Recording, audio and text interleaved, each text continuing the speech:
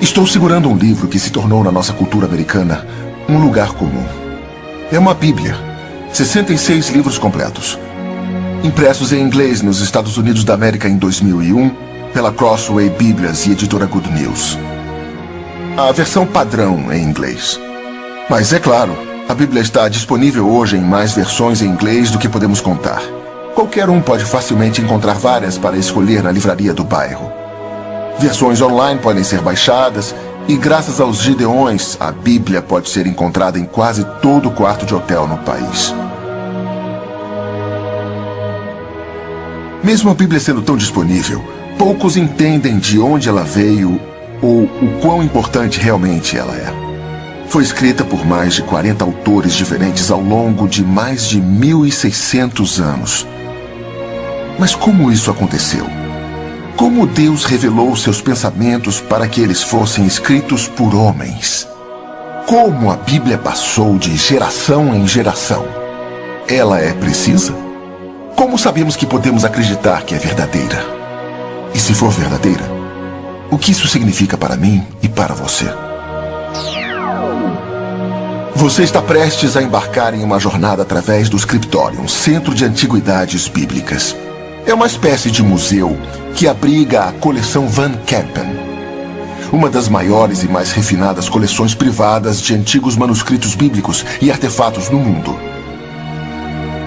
O que é tão importante sobre essa coleção? É o testemunho do amor de Deus ao seu povo, evidência da proteção cuidadosa de Deus por seu mundo ao longo dos séculos. É uma coleção que pode nos ensinar muito sobre as pessoas que Deus usou para levar sua mensagem além dos manuscritos originais escritos pelos profetas e apóstolos. Nós vamos viajar de volta no tempo e visitar alguns dos lugares mais importantes no mundo. Vamos aprender sobre homens que fizeram grandes sacrifícios para levar a palavra de Deus e sua mensagem ao povo.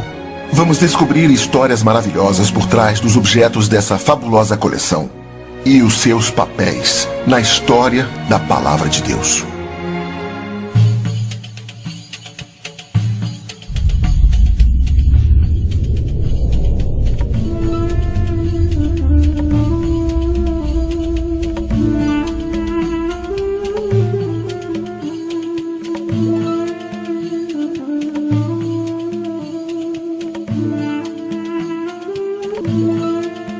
Nossa jornada começa na antiga Babilônia, Ur dos Caldeus, uma terra de reis e reinos, a terra dos profetas Abraão e Daniel.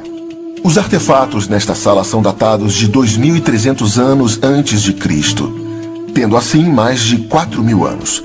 Foi aqui, na antiga Babilônia, que a comunicação escrita teve início.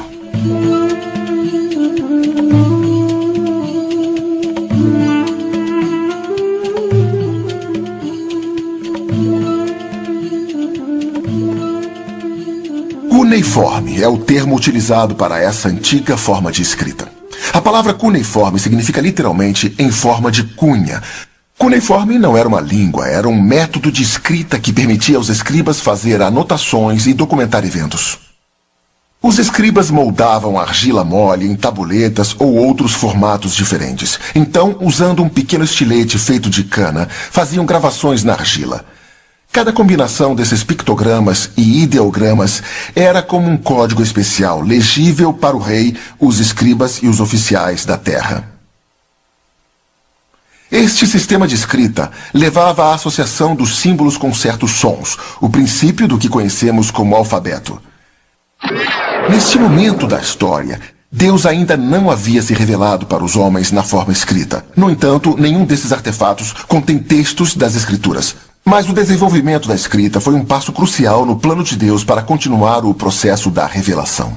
Revelação é Deus se fazer conhecer pelos homens. Quando Deus se revelou pela primeira vez na forma escrita?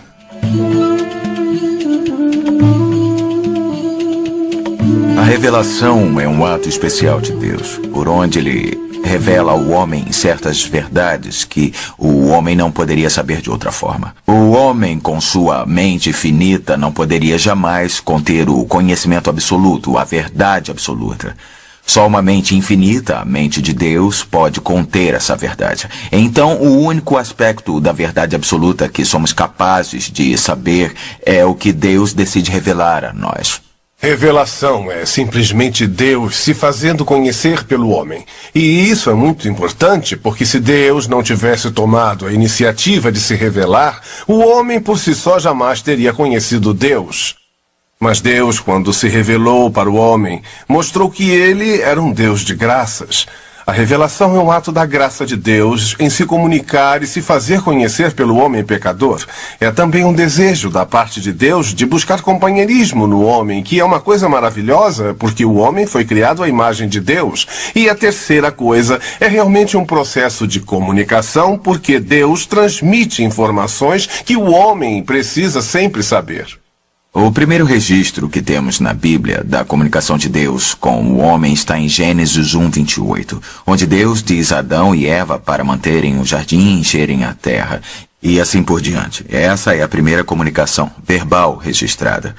Mas pode-se dizer facilmente que Deus se revelou mesmo antes disso, quando ele literalmente deu a vida a Adão e ele se tornou uma alma viva, quando Adão se tornou consciente de seu ambiente e da presença de Deus. Deus já havia comunicado a Adão que ele é o Deus da criação, o Deus da vida, o Deus do poder, o Deus da onipotência. Então, muito já foi comunicado através do ato da criação em si e da doação da vida de Adão.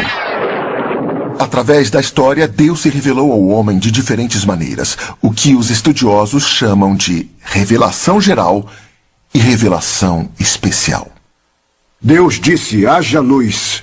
E no princípio Deus criou os céus e a terra. E não importa para onde se olhe no universo da criação, há a marca de Deus. Como em obras de arte que podem ser reconhecidas por seus artistas, você pode dizer, bom, esse é o trabalho de... E podemos dizer isso sobre a criação. Reconhecemos Deus nas coisas que Ele criou. Mas isso é muito geral. E não há nada específico ou pessoal nisso. Quando Deus criou o homem, Ele começou a conversar com ele e se fez reconhecer de uma maneira pessoal. Essa é então a chamada revelação especial, porque vai além da ideia geral de conhecer Deus. E essa revelação especial tomou duas formas. A primeira sendo a comunicação de Deus, que eventualmente se tornou escrita. Então, a Bíblia, que é a comunicação escrita de Deus, é a autorrevelação de Deus, e isso é a revelação especial. É verdade que quando Deus começou a se comunicar com o homem, ele geralmente fazia de forma individual, mas quando chegamos ao livro de Josué, nós vemos uma mudança na maneira em que Deus opera. Depois da morte de Moisés, e Josué era agora o líder dos filhos de Israel, Deus disse que ele deveria consultar a lei de Deus, os livros de Moisés. Então Deus indicou que ele agora iria guiar o seu povo, principalmente através de um livro e não apenas falando com eles. Nós temos esse livro nas Escrituras de hoje. Temos a direção de Deus, os mandamentos de Deus e Deus nos guiando através de um livro. Mas havia uma outra questão sobre isso, que o próprio Deus veio e nos visitou.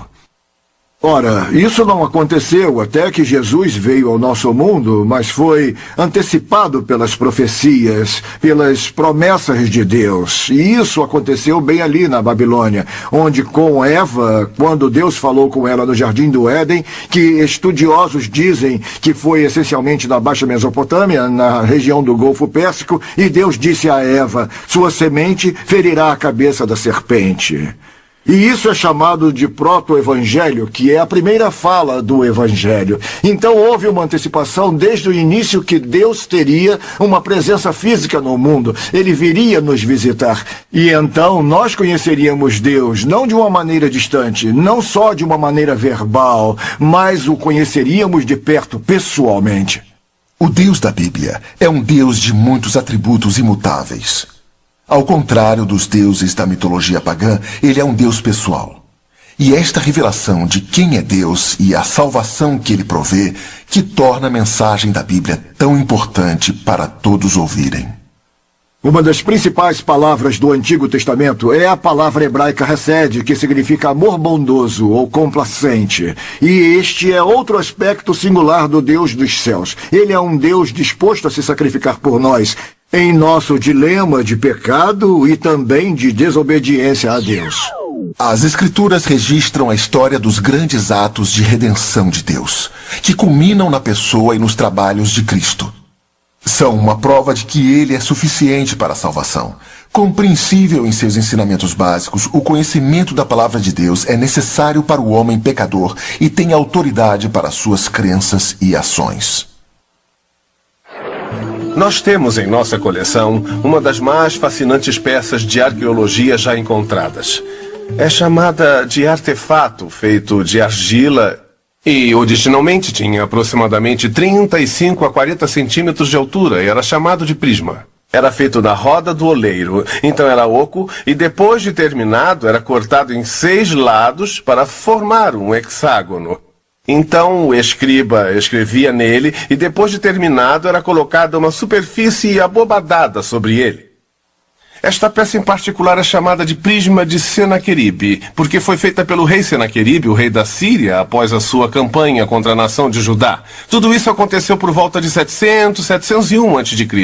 E nesta parte em especial do prisma encontramos as palavras que dizem que Senaqueribe conquistou as cidades muradas de Judá, o que é realmente verdade. Ele cercou Jerusalém, o que também é verdade. Pagavam impostos a ele, também é verdade. E ele até diz que aprisionou o rei Ezequias como alguém que aprisiona um pássaro na gaiola.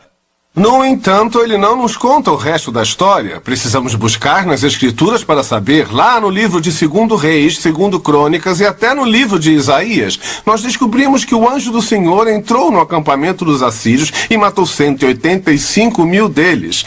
Então, qual é o valor disso? Até onde sabemos, não há textos das Escrituras gravados em escrita cuneiforme. Mas essas peças históricas mostram que a Bíblia é precisa e que podemos confiar nela. Nós vimos que as Escrituras são o registro escrito da revelação de Deus ao homem através da história.